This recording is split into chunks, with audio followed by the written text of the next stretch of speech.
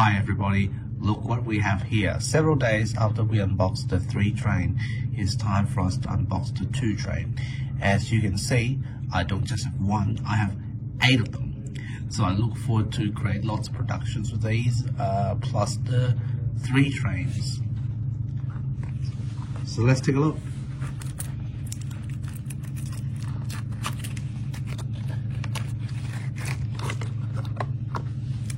So there you have it, the R142 2 train. The attention to detail is fantastic. I obviously love the paint job. 7th Avenue Express. Looks lovely. So there you have it, 8 2 trains. Let's give them a test run, see how they do.